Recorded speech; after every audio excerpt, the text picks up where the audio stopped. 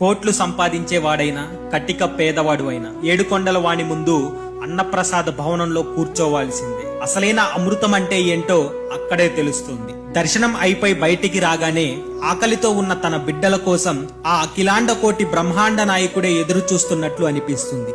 రోజుకు కోట్ల రూపాయల హుండీలో పడిన ఆ స్వామికి అసలైన ఆనందం తన భక్తుల కడుపు నింపటంలో ఉంటుంది.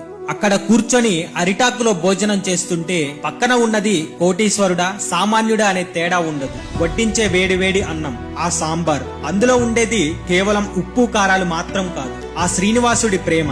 ఆ అన్నం ముద్ద గొంతులో దిగుతుంటే కళ్ళమ్మట నీళ్లు రావడం ఖాయం. కడుపు నిండిందన్న తృప్తి ప్రతి ఒక్కరిలో కనిపిస్తుంది. బయట వేల రూపాయలు ఖర్చు పెట్టి 5 స్టార్ హోటల్లో తిన్నా రానంత ప్రశాంతత స్వామివారి ప్రసాదం అన్న ఒక్క భావనలో ఉంటుంది. ఈ తృప్తిని మీరు ఎప్పుడైనా ఫీల్ అయ్యారా?